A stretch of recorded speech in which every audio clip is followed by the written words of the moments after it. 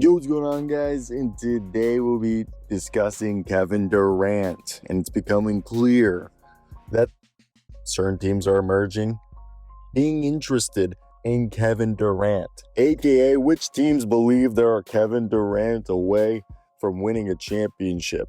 And this isn't like it's 2016. Kevin Durant's still 20-point plus per game scorer, a guy who can be one of your top scorers, but he's more of a Robin, more of a secondary guy, maybe, the number 2 or the 3 for a team. And that's just because athletically isn't the same and defensively isn't the same. Still productive player, but the teams that Shams Charania and ESPN are saying that have interest in Kevin Durant are as follows: the New York Knicks, the San Antonio Spurs, the Miami Heat, the Houston Rockets, and the Minnesota Timberwolves.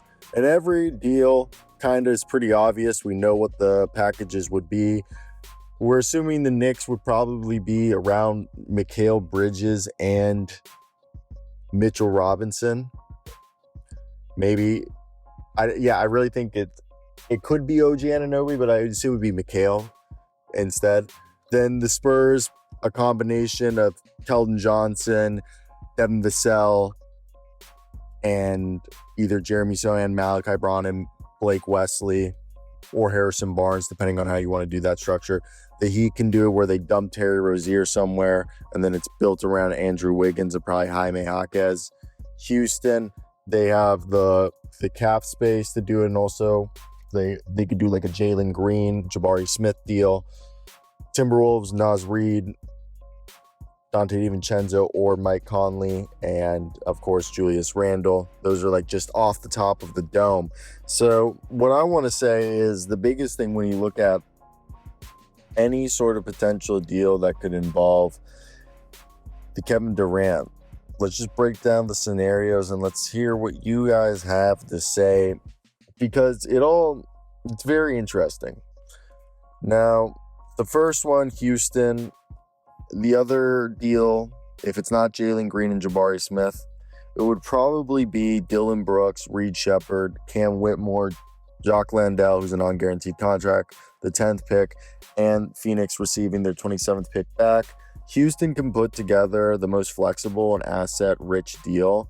They've got 5 guys on rookie scale contracts that if they didn't want to do this, they could just flip it in with another guy and take something off the board. I would assume that they would want to keep Amen Thompson, Tari Eason, and then Reed Shepard, and then Jabari Smith in that order. Cam Whitmore is already reportedly being dangled. So they also have a boatload of picks, including Phoenix's own 2025 and 2027 first rounders, salary matching contracts in Jalen Green and Dylan Brooks. Sengun is untouchable, but Brooks, Shepard, and Whitmore are enough to make the math work, plus the 10th pick to help replenish Phoenix's barren draft cup. Is it cupboard or cupboard? It's covered, right? So the Rockets are arguably a Durant away from leaping into true West contention. KD would give Houston the high usage, high efficiency scoring option they desperately need in close games and playoff settings. Meanwhile, Phoenix gets youth picks and a win now piece in Brooks and a path to reload without needing to tank. So you keep Jalen Green and Jabari Smith in this situation. San Antonio, Devin Vassell and Harrison Barnes, or Devin Vassell and Keldon Johnson, plus the 2025 first round pick. The Spurs have stockpiled draft equity and have contracts that they can match in a plethora of ways. So, with that being said, they're obviously not going to put Victor Wembanyama, De'Aaron Fox, or Steph Castle in any deal. But Vassell, an ascending two-way wing, Barnes, a reliable veteran shooter, Keldon Johnson, a two-way guy, and Atlanta's first gets the deal done. Vassell's a starter on a good contract. Barnes gives the Suns a glue guy to eat minutes and set a culture. If they don't want to trade Barnes, they can do this with Keldon Johnson. And Durant has a Wemby connection. The Spurs already have said they want to accelerate their timeline. Phoenix lands an immediate starter, a rotation vet, and a solid first, plus cap flexibility and no long-term albatrosses. This keeps them competitive without Booker bolting, and then whether or not they keep Bradley Beal, it works. Minnesota, Rudy Gobert, Dante DiVincenzo. I would try to do Mike Conley. ESPN says Rob Dillingham. I personally think it should be Naz Reid, Julius Randle, and Mike Conley or Dante DiVincenzo. You can throw one of the young guys that isn't Terrence Shannon or Rob Dillingham there. So Minnesota has been poking around the Durant market for months. The package is all about balance. So you can either do Gobert, who has 3 years and is still a good defensive anchor. Dante DiVincenzo, 2 years left, shooting, bench boost. Dillingham, who was a top 10 pick and was an upside guard.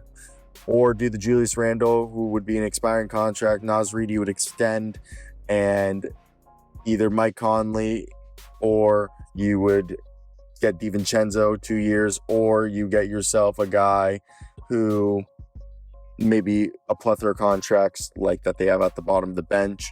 So to me, the Wolves would also toss in the 17th pick if Phoenix pushes, but I think Edwards, Randle, and Durant would be a scary trio, but I'd rather just turn Julius Randle and keep Gobert and have Jaden McDaniels, Gobert, Durant, and Edwards instead of having Reid slide into center. But for Phoenix, either Gobert or Reid and Julius Randle would help shore up their team. And then they would get finally a guard to help out. So I think this trade checks 3 of the Phoenix four boxes, regardless of which one they would do. Controllable contracts, win now talent, and some flexibility. Now, Miami. Nikola Jovic, Andrew Wiggins, the 2025 first round pick, the 2030 first round pick, the 2026 second round pick, or my apologies, 2026 second round pick, and they would either have to dump Terry Rozier or Duncan Robinson's salary to a third team. Obviously, Terry Rozier would make this easier. I think Jaime Jaquez is more likely than Jovic. Jovic is still possible, but either way, what's the meaning right here? Miami's path is trickier. They lack premium prospects or picks, but could still offer either a young guy in Jovic or Jaime Jaquez. Wiggins, who's a starter level, borderline all-star vet, and future picks. The numbers work if Robinson is routed elsewhere, his $19.9 million contract, as well as if it's not Robinson, it could be Terry Rozier, but Terry Rozier basically has no value, so he's going to be a bit harder to move. If KD wants Miami, Pat Riley will find a way, hopefully. Phoenix saves $20 million in salary. They get themselves a young guy in either Jovic or Jaquez who has upside, Wiggins, and wing depth, and recoup some picks. But unless Houston and San Antonio drop out, Miami is chasing here. Like, they have the worst offer. And unless KD pulls a trade me here only move, and we saw how that worked for Damian Lillard, it's going to be hard. Now, New York. As I said earlier, it's either OG Anunoby or Mikal Bridges packaged with Mitchell Robinson. Pick your poison, ladies and gentlemen.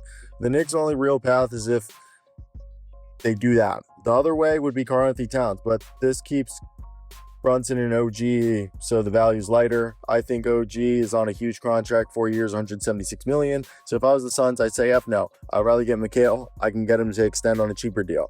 But both of them are premier wing defenders who fit Booker's timeline. Robinson is at his peak age, defense first, center who is a star level, but he struggles to stay healthy, and sometimes the best ability is availability. Now, Durant, Brunson, Towns would be a offensive nightmare for defenses, but New York would have to patch their roster depth and defense. Phoenix, OG, or Mikal Bridges, and Robinson fit positional needs, but don't add youth or picks. The contract makes this less attractive to the Suns than all the other offers, so that's kind of the whole thing. Now, the wild card they're saying are the Dallas Mavericks, who could offer Klay Thompson, PJ Washington, Najee Marshall, and Derek Lively, which I would doubt that would happen. I personally think if they did do the deal, it's Klay Thompson, PJ Washington, Daniel Gafford, and maybe the 2028 first round pick. Dallas is now building around Cooper Flagg and I guess technically Anthony Davis, and could throw in Lively, but I think it would be Daniel Gafford, an expiring big, which would give them proven rotational guys and an unprotected future first-round pick. This is their classic push the chips in for one more, or for not really one more, but for a championship run with Kyrie and AD, as Cooper's still cheap, and positioning them long-term for Flagg's upside. And Phoenix reloads with Daniel Gafford's rim protection, Clay's shooting and depth, and are all untradeable contracts or expiring. And Dallas pairs with KD and Flagg and Irving, and obviously Anthony Davis going all in for another finals run. But yeah, the way that this looks is basically Phoenix knows that it won't recoup the value it sent out for Durant, but this is about retooling around Booker and getting younger, cheaper contracts that gives them flexibility. They want controllable contracts, rookie scale prospects, and draft picks, and win now help. So KD's trade value isn't elite anymore, but if he's going to go to a team that he's willing to extend, then teams are going to want him. And the clock is ticking because contenders are weighing if they are truly a Durant away from competing. So if they are, then they got to bite now. But each team that we talked about has their pros and cons. So I think Houston's obviously the asset-rich one. And then you have yourself Minnesota, who I think would give him the best chance to win. Same thing with Miami. But then you have New York, which I think would give up stuff. And then Dallas would be the ones to give you like the biggest wild card. That's it. Let me hear your thoughts.